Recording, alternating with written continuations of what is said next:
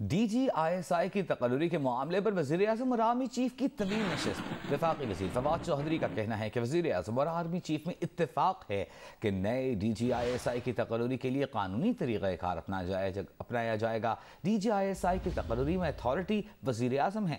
وزیر اعظم اور army chief میں خوشگوار اور قریبی تعلقات ہیں۔ فواد چوہدری نے کہا کہ وزیر اعظم آفس نہ ایسا کوئی قدم اٹھائے گا کہ سپہ سالار یا فوج کی عزت میں کمی ہو، نہ فوج ایسا قدم اٹھائے گی جس سے وزیر اعظم یا سول سیٹ اپ کی عزت میں کمی آئے۔ وزیر اعظم صاحب کی اور chief of army staff general Qamar Bajwa کی بہت طویل نشست ہوئی۔ جنرل باجوہ اور پرائم منسٹر صاحب کے آپس میں بہت ہی قریبی اور بہت ہی خوشگوار تعلقات ہیں۔ میں سوشل میڈیا پہ دیکھتا ہوں بہت لوگ ہیں، ان کی جو خواہشیں ہیں، میں ان کو یہ بتا دوں کہ کبھی بھی پرائم منسٹر آفس کچھ ایسا ہرگز قدم نہیں اٹھائے گا جس سے پاکستان کی فوج یا پاکستان کے جو سپہ سالار ہیں ان کی عزت میں کمی ہو۔ اور میں یہاں یہ بھی بتا دوں کہ پاکستان کی فوج اور پاکستان کے سپہ سالار کوئی ایسا قدم نہیں اٹھائیں گے جس سے پاکستان کے وزیر اعظم یا پاکستان کے سول سیٹ اپ کی عزت میں کمی ہو۔ دونوں کا ایک دوسرے سے کلوز کوآپریشن ہے، ایک دوسرے کے ساتھ ایک انتہائی قریبی رابطہ اور تعلق ہے، اور نئے D G I S I کی تقرری کے لیے جو قانونی طریقہ ہے وہ اختیار کیا جائے گا۔ اس کے اوپر بھی دونوں کا اتفاق رائے ہے۔ اس میں جو اتھارٹی ہے وہ وزیر اعظم کی ہے، اور اس کا جو تقرر ہے وہ ہمیشہ ایک ہمارے درمیان جو بھی اپوائنٹمنٹس ہوئی ہیں ان کا ایک بہت سمجھیے کہ وسیع البنیاد مشاورت کے اوپر مبنی ہوتے ہیں، اور ایک تمام قانونی طور کے اوپر جو اس کی ریکوائرمنٹس ہیں ان کو مکمل کر کے نئے ڈی جی آئی کی تقرری جو ہے وہ اس کے مطابق ہوگی۔ دفاعی تجزیہ کار میجر جنرل ریٹائرڈ اعجاز اوان نے کہا ہے کہ D G I S I کی تقرری کے معاملے پر سارا کنفیوژن دور ہو گیا ہے، حکومت اور فوج ایک پیج پر ہیں۔ جیو نیوز سے گفتگو میں ان کا کہنا تھا کہ پروسیجرل ایشو تھا جو طے ہو چکا، کسی قسم کے اختلافات نہیں ہیں۔ دیکھیں جی، کافی حد تک نہیں، میں سمجھتا ہوں مکمل طور پہ دور ہو گئی ہے، اور اس میں کوئی ایسا ابہام یا اختلاف یا کوئی ایسا میک اینڈ بریک ایشو نہیں ہے۔ It was a procedural issue, اور وہ پروسیجر کے مطابق ہی سمری میں 2 نام جائیں یا 3، اگر 2 گئے ہیں تو 3 ہو جائیں گے، اگر 3 کی ریکوائرمنٹ ہے تو۔ بٹ میرے خیال میں there is no issue, there is no controversy, and government and the institution they are on the page, 1 page exactly. اور یہ جو باتیں ہو رہی ہیں نا کہ پتہ نہیں اب کیا ہو جائے گا، دیر از نو سچ تھنگ۔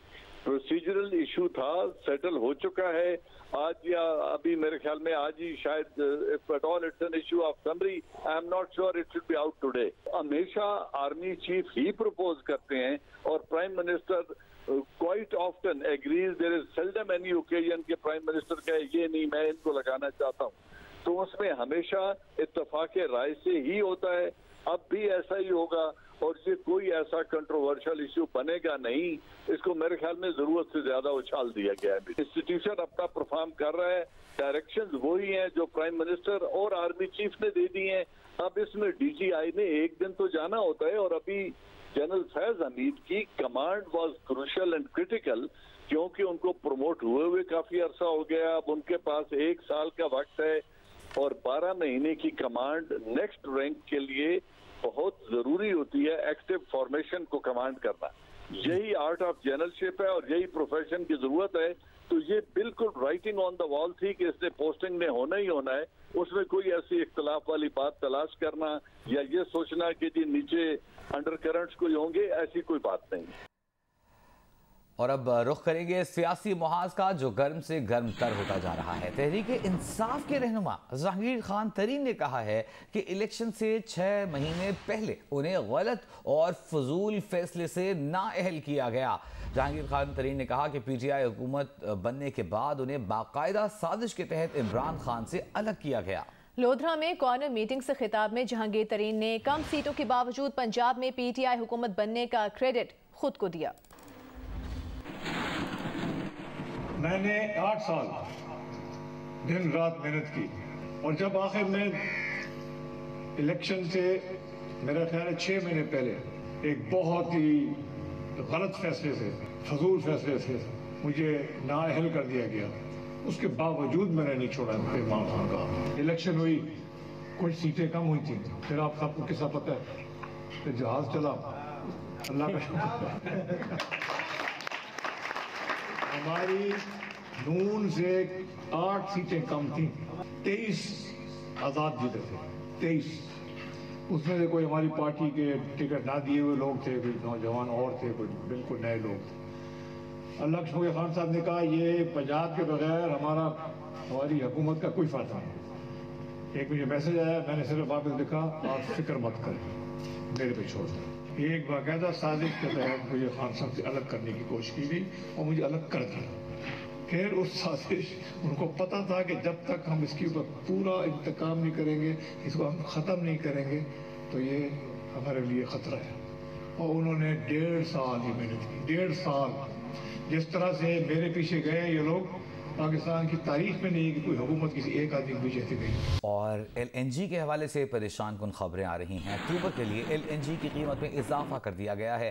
ओगरा ने नोटिफिकेशन जारी कर दिया। नोटिफिकेशन के मुताबिक LNG की कीमत में $0.43 फी MMBTU इजाफा किया गया है। सुई नॉर्दर्न सिस्टम पर LNG की नई कीमत $15.78 मुकर्रर कर दी गई, जबकि सुई सदर्न सिस्टम पर LNG की नई कीमत $15.52 मुकर्रर की गई है।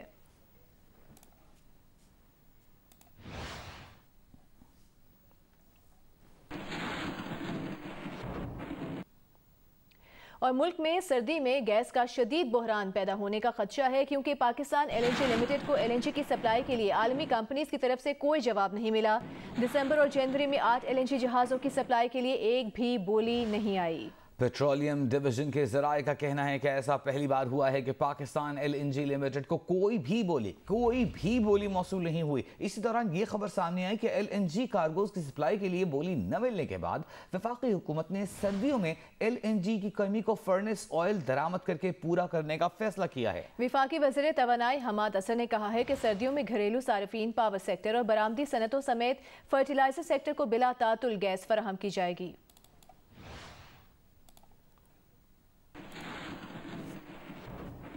ICC T20 वर्ल्ड कप की तैयारियों के सिलसिले में कौमी क्रिकेट स्क्वाड के खिलाड़ियों ने सिनेरियो मैच खेला, जिसमें कौमी बॉलर्स का कौमी बैटर्स पर पल्ला भारी रहा।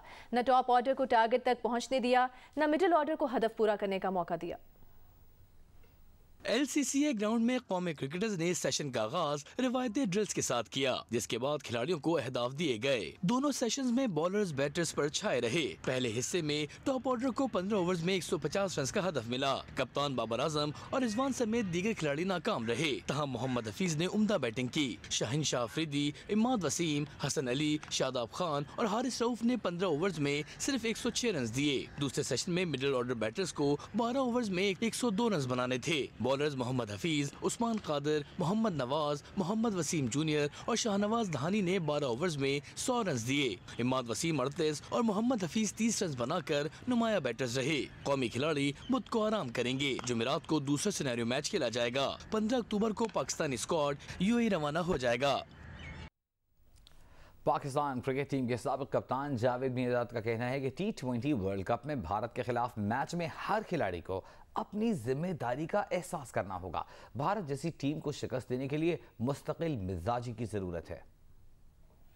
क्रिकेट जो है ये एक इंडिविजुअल भी है, कलेक्टिवली भी है। मगर इंडिविजुअल, क्योंकि जब आप बैटिंग कर रहे हैं, बॉलिंग कर रहे हैं, इंडिविजुअल है, क्योंकि आपका काम है कहाँ बॉल फेंकनी है। जो भी लड़के जा रहे हैं, आप बच्चे नहीं हैं, अपने ऊपर कॉन्फिडेंस रखें। You have played for Pakistan. Cricket में हार जीत तो होगी, आप अच्छा खेलें। अच्छा खेल के भी हार जाएं तो उससे कोई फर्क नहीं पड़ता। अपनी जिम्मेदारियां लेनी पड़ेंगी प्लेयरों को, और अपने हर आदमी ये सोचे कि मैंने पाकिस्तान को जिताना है। वफाकी वज़ीर इत्तलात फवाद चौधरी से जब पूछा गया कि सोशल मीडिया पर तो कहा जा रहा था कि सब खत्म, तो वज़ीर इत्तलात ने अशआर की सूरत में जवाब दिया। सोशल मीडिया में तो बड़े बड़े लंबे लेक्चर दिए गए कि जी खत्म, सब कुछ खत्म। आप क्या कहते हैं? हज़ारों ख्वाहिशें ऐसी कि हर ख्वाहिश पे दम निकले, या वो दूसरा भी है ना कि वो क्या है, वो हसरत उन गुंचों पे जो बिन खिले मुरझा गए। सीनियर सहाफ़ी और प्रोग्राम जिरगा के मेज़बान सलीम साफ़ी ने गुज़श्ता रोज़ जियो न्यूज़ के प्रोग्राम आज शाहज़ेब खानज़ादा के साथ में गुफ्तगू करते हुए कहा था कि आज या कल दो बड़ों की मुलाकात होगी जिसमें मामला सुलझ जाएगा। मेरी इत्तला ये है कि ये मामला अब तकरीबन हल हो गया है और आज रात को या कल दोनों बड़ों की मुलाकात होगी और उसके बाद मेरे ख्याल में ये जो नाखुशगवार चैप्टर हुकूमत की तरफ से खोल दिया गया था वो बंद हो जाएगा।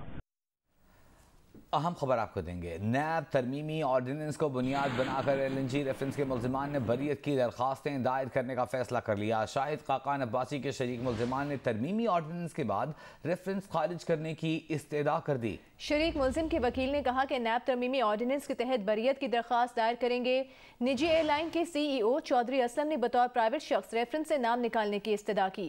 नैब प्रोसिक्यूटर का मौक़िफ़ था कि काबीना फैसलों को जो नैब से इस्तिस्ना दिया गया उसका इतलाक 6 अक्टूबर के बाद होगा। अदालत ने नैब को नोटिस जारी करते हुए 26 अक्टूबर तक जवाब तलब कर लिया। नैब तरमीमी ऑर्डिनेंस जारी रेफरेंसेस में मुल्जिमान को रिलीफ मिलेगा या नहीं? क्या नैब से इस्तिस्ना का इतलाक 6 अक्टूबर के बाद होगा? नैब तरमीमी ऑर्डिनेंस पहले से जारी रेफरेंसेस पर लागू होता है या नहीं? LNG रेफरेंस में शाहिद खाकान और मिफ्ता इस्माइल के शरीक मुल्जिमान की नैब तरमीमी ऑर्डिनेंस की बुनियाद पर रेफरेंस खारिज करने की इस्तदा पर नैब प्रोसिक्यूटर ने LNG रेफरेंस खत्म करने की मुखालफत कर दी। कहा कि काबीना फैसलों को जो नैब से इस्तिस्ना दिया गया उसका इतलाक 6 अक्टूबर के बाद होगा।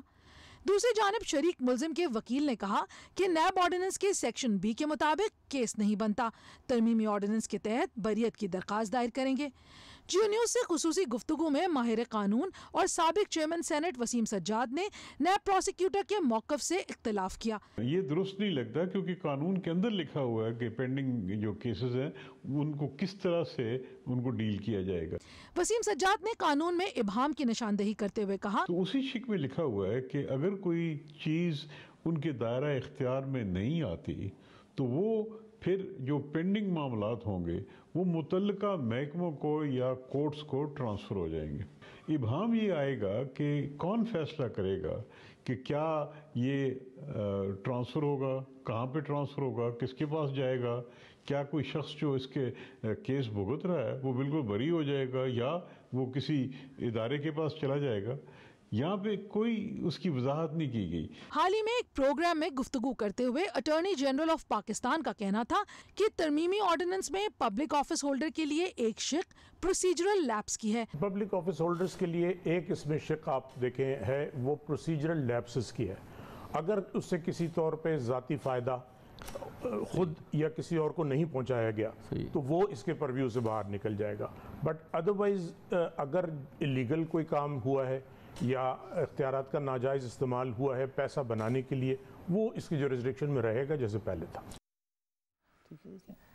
PDM के तर्जमान हाफिज अब्दुल्ला ने 12 अक्टूबर 1999 को पाकिस्तान की तारीख के स्याह तरीन दिनों में से स्याह तरीन दिन करार दिया कि आज के दिन डिक्टेटर मुशर्रफ ने मुंतखब वज़ीर-ए-आज़म मुंतखब पार्लियामेंट को घर भेज दिया। मुल्क में मार्शल लॉ नाफिज करके आइन को मुअत्तल किया जिसकी वजह से आइनी और इंसानी हुकूक मुअत्तल हो गए। हाफिज अब्दुल्ला ने कहा कि इसी दिन एक मुंतखब वज़ीर-ए-आज़म के हाथों में हथकड़ियाँ डालकर उसे जेल में पाबंदे सलासल कर दिया गया। बैक वक्त पार्लियामेंट मुंतखब हुकूमत, आइन और अवाम के वोट की तौहीन की गई। जिस डिक्टेटर ने किया उसके खिलाफ पेशावर हाई कोर्ट के चीफ जस्टिस वकार सेठ का फैसला मौजूद है। हाफिज अब्दुल्ला ने कहा कि 12 अक्टूबर का दिन यौम स्याह के तौर पर याद किया जाएगा और मनाया जाएगा।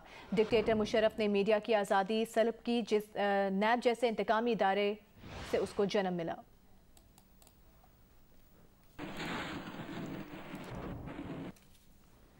नून लीग के सेनेटर इरफान सिद्दीकी का कहना है कि बंदूक और तराजू की मिली भगत खत्म किए बगैर आईने पाकिस्तान का तहफ़्फ़ुज़ नहीं हो सकता। 12 अक्टूबर का दिन आईनी और जमहूरी तारीख का स्याह और शर्मनाक दिन था। उन्होंने कहा कि 12 अक्टूबर के मार्शल लॉ से भी ज्यादा शर्मनाक बात यह है कि निज़ाम इंसाफ डिक्टेटर को आइन तोड़ने की सजा नहीं दे सका। आर्टिकल 6 दस्तूर का सबसे जाबिर ज़ाबिता होने के बावजूद सबसे कमज़ोर हो चुका है। पूरी कौम के लिए लम्हा फिक्रिया है।